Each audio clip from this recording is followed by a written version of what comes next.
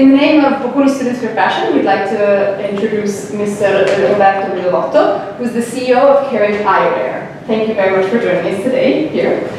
We'll soon be having an event talking about the eyewear sector, where Mr. Vedovotto will be joining us. And he actually studied at Bocconi University and then continued his studies at London Business School, where he studied finance, correct? And then for a long time worked at Safilo Group. Yes. And then continued to be the CEO of Kering Eyewear.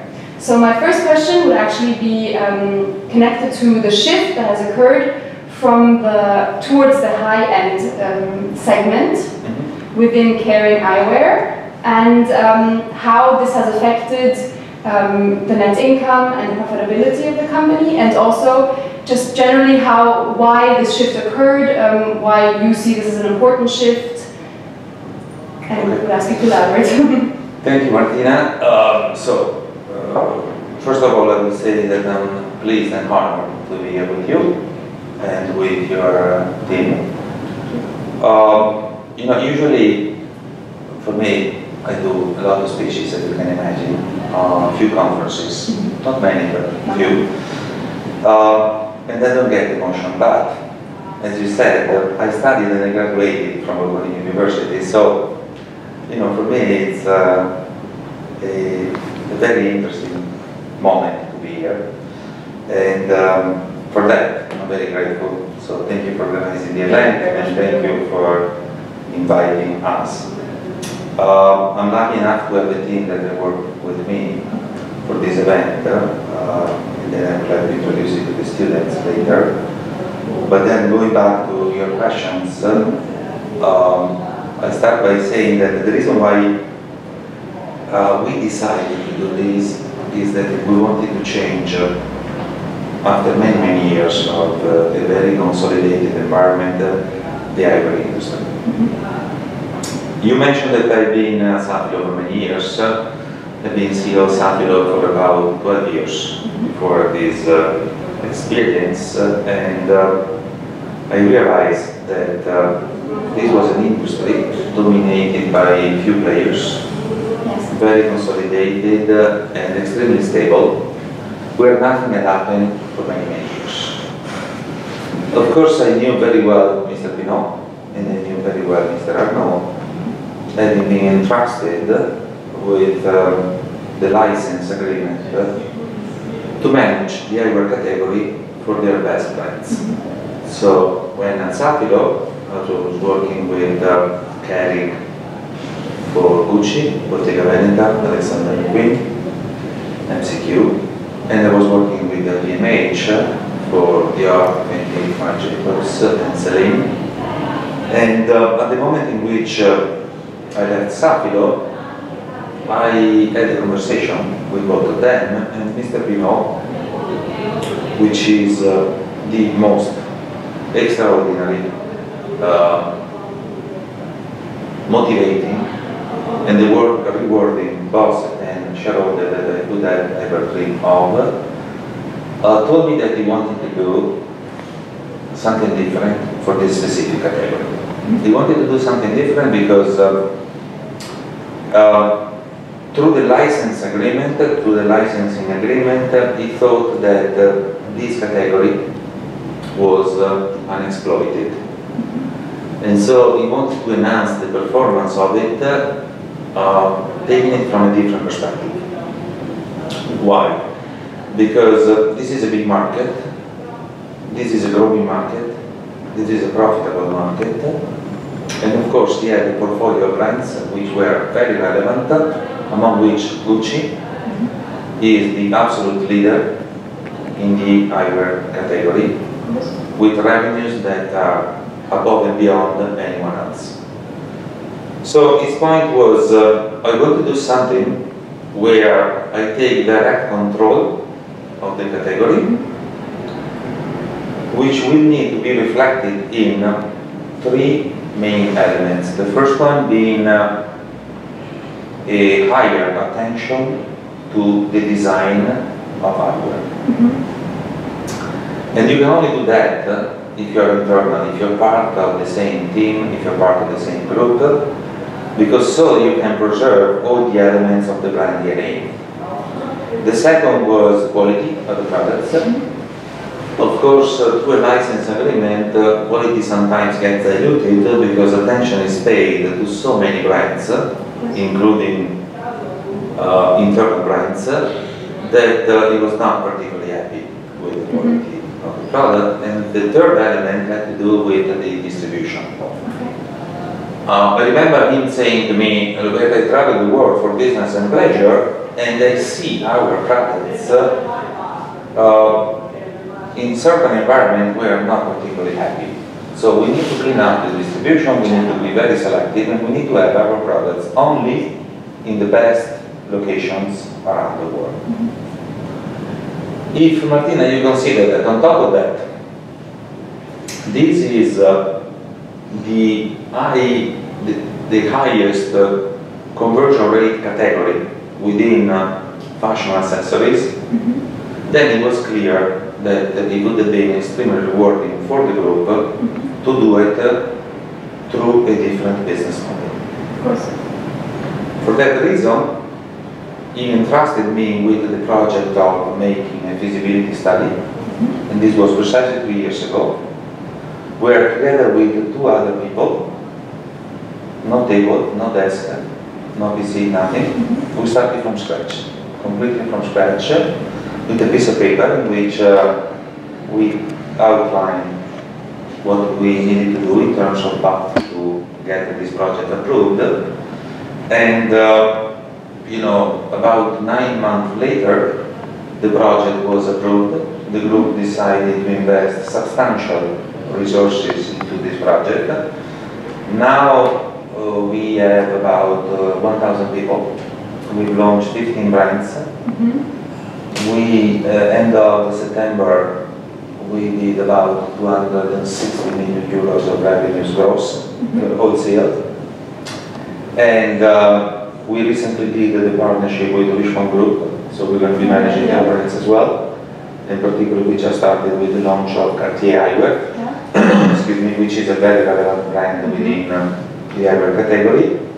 And things are progressing in line with the plan and better.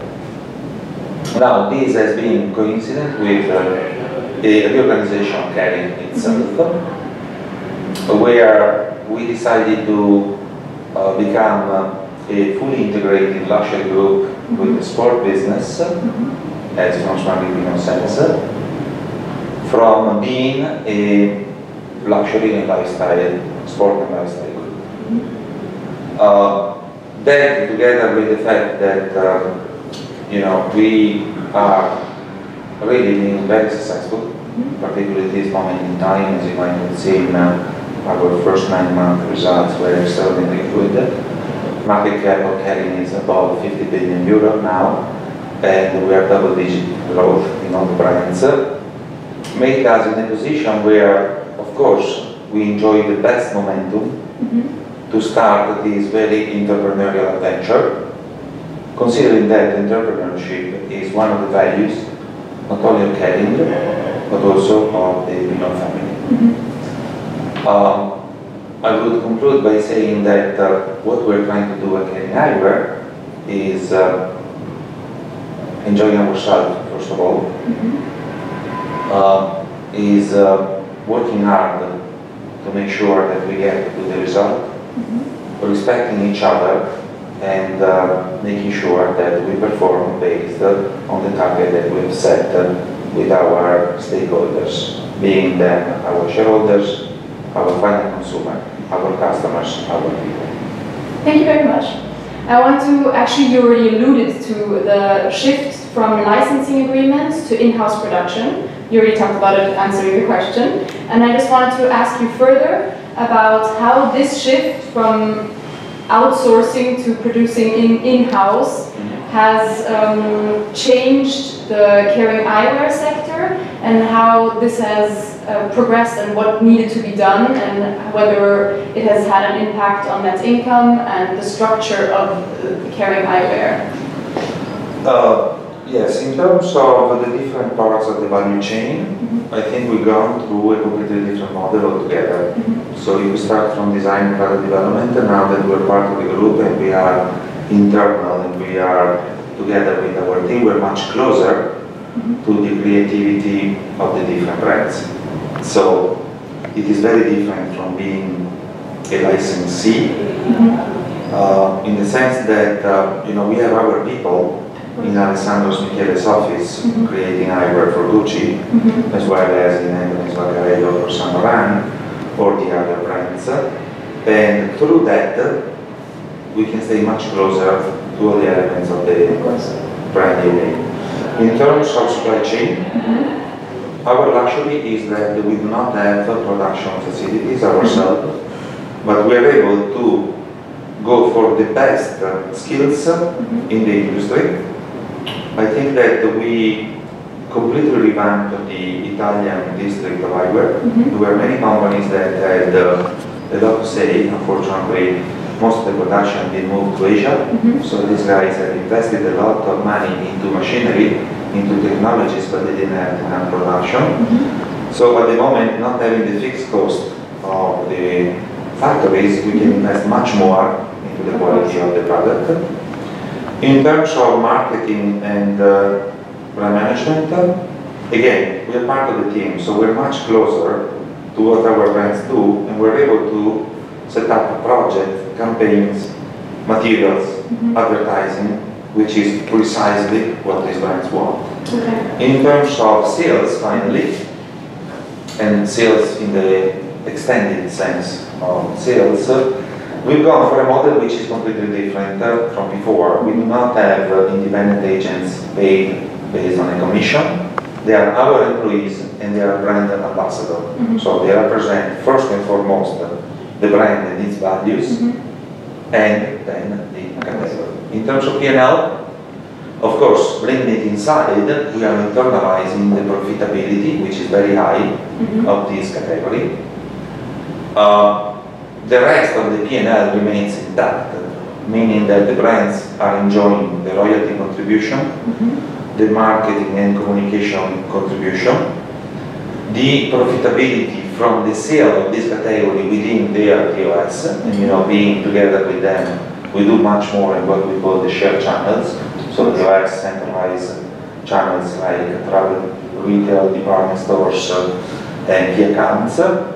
So all in all, it is a net benefit for the company, for the brands, and for Kering Eyewear. And then actually I just wanted to quickly... okay. So just to a concluding remark, I wanted to ask you, as an ex-Bocconi student, what advice you would give to Bocconi students who are currently exiting Bocconi and want to enter the fashion industry? Yes, this is a very interesting question. First of all, I think that passion is what needs to drive anybody that wants to enter into luxury. By definition, luxury, I think, is the most fun of the different industries. But what we look when we hire people is the passion that people have, the real passion, the sincere passion, the genuine passion that people have for this industry. And as I always say, I'm super lucky because I started this company 3 years ago, and as you can see, you've probably just seen, other people are sort of coming after us, and we're very proud of that. But I've been lucky enough, I will say, to interview most of the people that are working for our company now. Yes. Our name is Kering. And caring means that we care about people, and I personally care about people most of anything else. So, what I try to look in the people that I interview, particularly people that are coming out of university, we have a lot of people that are coming from Bocconi working for us, is the passion for this industry. Because you need to have a certain sensitivity, which is otherwise impossible to make it work in our industry. The second thing that I suggest students to have is to make sure that they are determined to do what they like to do. because it can be fascinating to work in luxury and fashion, but if it is not what you really want to do, it's going to become difficult and impossible. And I'll give you a story. My oldest son is going to college at Columbia University. So he's first year in New York. And you know, when I asked him, why do you want to go to Columbia? He told me, because my passion is sport. So I said, what is your dream? My dream would be to become CEO of AC Milan, the soccer team. And at Bocconi they offer a specific master in sport management. So that's the reason why. So, you know, for me, hearing my son saying, I want to become CEO of AC Milan was a little bit weird, to be honest. I understood that it was his passion, so I'm supporting him, and I think the same goes for you guys. If you come out from this school, which is the best school in Italy, one of the best in the world, for sure you need to have, and you want to work for a company like ours, which I encourage you to do. We have a lot of fun and we enjoy ourselves, is to have the passion and to make sure that you do what you really want to do. Thank you very much. Thank you. Thank you very much.